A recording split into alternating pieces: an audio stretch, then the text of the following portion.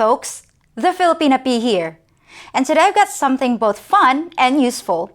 When you're dealing with a different culture, communication can be a real minefield. Words are the most powerful tools for conveying meaning. And even though we speak English in the Philippines, sometimes what you say is not what we hear. I thought it might be interesting to take a look at some of the words and phrases that you folks use every day and tell you what they mean on this side of the Pacific. But before I do that, I'd also like to share with you some of our words that have no translation in English. Having one word in Tagalog that can explain an entire concept can be kind of handy. So maybe you folks might like to borrow a few of these. You know how sometimes you just want to squeeze that cute little kitten on your lap? Or a baby's cheeks?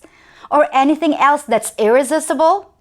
Well, what do you call that urge? We call it giggle. As in, I want to giggle you. I'm kind of surprised that there's no single word for it in English, because sooner or later, everyone has the urge to giggle. How about when you're in a new place and you're just not comfortable enough to fall asleep? Well, here, we call it namamahay. And if you think about it, it's strange we have a word for that, because everyone knows a Filipino can sleep on the back of a moving motorbike with 5 other people singing the Macarena in his ears. Remember when your mom got tired of all your questions and finally just shouted, "Because I said so"? You knew that was the end of the discussion. And we have a word that means the same thing, basta. Anytime you hear the word basta, it means conversation over. You may hear that word used frequently when questioning your Filipina about her past.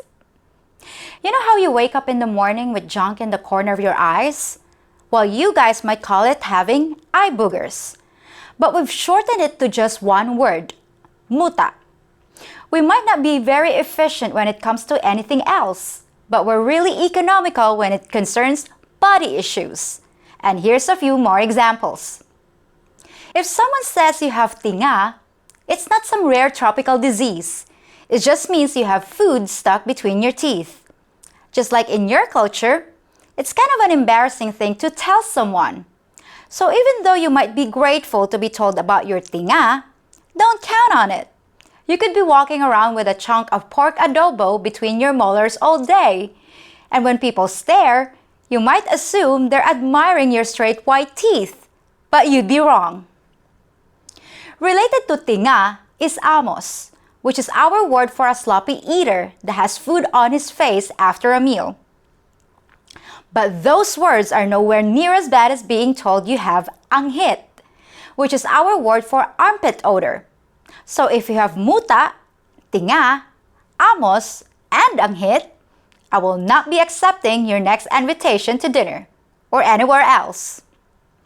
And if you've ever walked the streets of Cebu or Manila on a hot afternoon, it's almost guaranteed that you've enjoyed the aroma of panghe, also known as urine. As mentioned in previous videos, Filipinos will often relieve themselves against walls, so it's no surprise that they also leave behind a little treat for the nostrils. This last word can be used as an excuse for a lot of things. When your Filipina ends up doing something other than what she said she was gonna do, she might have had an aberya, which is an unexpected problem that delays or cancels your plans. Aberyas are very common in the Philippines, as any of you that have actually tried to do anything here can attest. Wow, I think I just solved the mystery of Filipino time. Okay, now let's look at some of your English words that don't mean what you think they mean when you use them here in the Philippines. Hopefully this will prevent you from making some unfortunate linguistic errors too. Would you wear slippers in public? Maybe even to work? Well, we would. We do it all the time. Because here, the word slippers means flip-flops. We often wonder why Cinderella had glass flip-flops, but oh well, whatever floats her boat. If your girlfriend spills a little food on herself during a meal, and you ask her if she needs a napkin, you might get a very strange look in return, because the word napkin here means a sanitary feminine pad. Unless it was ketchup that she spilled, be prepared to explain your seemingly bizarre question. Now, if you refer to toothpaste, every Filipino knows what you're talking about. But when we talk about it amongst ourselves, we call it Colgate, which is the most popular brand here. When you folks mention Q-tips, however, we don't have a clue what you're talking about, because we call those cotton buds. Even if you use the generic term cotton swab, we'll think you're referring to medical supplies. Likewise, every Filipino knows what you're talking about when you mention using the bathroom, although we think that's an odd name because there's usually no bath in there, and it's never the bathtub you're really looking for. Calling it a water closet is a little more accurate, I suppose, but we call it a CR, or comfort room, which isn't any better because anyone who's used a Filipino bathroom can tell you there's not much comfort to be found in there either. If a Filipino tells you they can't understand what you're saying because of your slang, it's not because you're using unfamiliar phrases. They're saying they don't understand your words at all, because here, slang means accent. So if you have a thick southern drawl, you might not be understood because of your slang. A Filipino might even say that your slang is giving them a nosebleed, which might sound like a strange reaction to you, but to us, getting a nosebleed is a term that we use when we can't understand what you're trying to say, or we can't find the proper English words to respond to you. Nosebleeds are common when talking to a foreigner who speaks too quickly, has a heavy accent, or just isn't making any sense to us. While you might think you're a maniac on the dance floor, don't tell your Filipina that, or she'll think you were pinching girls' butts while getting your groove on. Because here, a maniac is a sexual pervert. You might actually be a maniac, but it's best to keep that to yourself. If you visit your Filipina's family and notice her niece tromping through the mud and wrestling with the boys, and you make a remark about what a little tomboy she is, congratulations! You just called the little girl a lesbian. Try explaining your mistake to your girlfriend's parents, who are standing just within earshot with horrified looks on their faces. If you say you're in the mood for a salad, your average Filipino will assume you mean a macaroni salad or a fruit salad, because very few Filipinos eat raw lettuce. To us, that's cow food. Even on things like hamburgers, you'll rarely find so much as one leaf of lettuce, and your Filipina might wonder why you're craving a bowl of animal feed.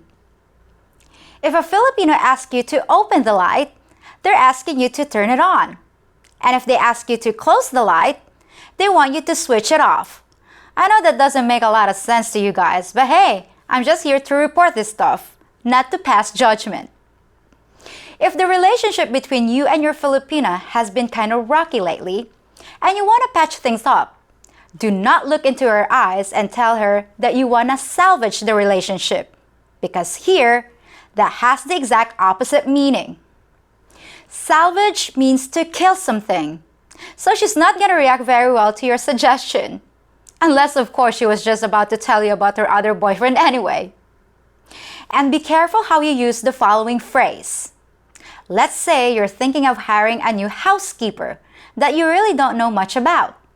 So you tell your Filipina that you're just gonna chance it with the woman. Expect to get slapped, because to us, chancing it means making unwanted sexual advances, something you do not want your Filipina to be worrying about. Better to wait till she catches you in the act and claim it was just a cultural misunderstanding. And finally, you know those people who greet you as you enter a restaurant and help you find a seat?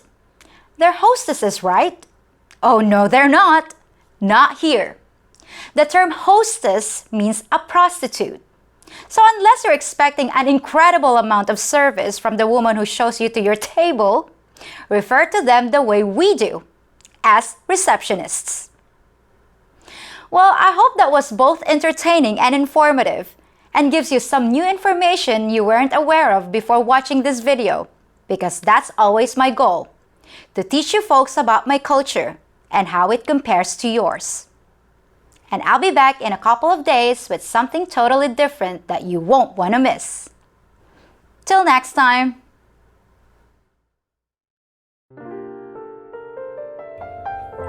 Hostess? I'm not a hostess! I work here! Okay, whatever. Can you please get me a napkin? Why would you need a napkin? Well, they didn't provide one with the meal. Why would we give you a napkin with your meal? Well, I know this is the Philippines and you guys are kinda stingy with them, but I really need one. I'm sorry, but I only carry napkins a few times a month. What? The customers can only get napkins a few times a month? What kind of restaurant is this? Look, I spilled something on myself and I got a wet spot that needs wiping. So I'll even take a used one if that's all you got. A used napkin? That's disgusting! And I don't want to see your wet spot. Then look, I'll just take care of this myself. Where's the bathroom? Now you want to take a bath? At a restaurant? You don't have a bathroom? Well, maybe nobody will notice this spot. Guess I'll chance it. Chance it? No, sir! I told you I'm not a hostess. You're giving me a nosebleed. You're bleeding? Then you need a napkin too. That's not where you put the napkin. Lady, what is wrong with you?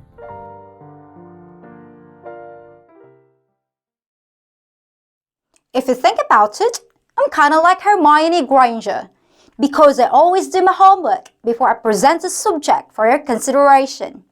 I'm at the top of my class when it comes to the subject of East-West relations, and I'm more than happy to help you craft a love potion for that special someone. All I ask for my magical knowledge is that you like this video, subscribe to my channel, and hit the notification bell to let you know when the next lesson has begun. And in case you're even thinking of looking elsewhere for your information, just remember that my wand is a lot bigger than yours. But if that's not the case, please shoot me an email.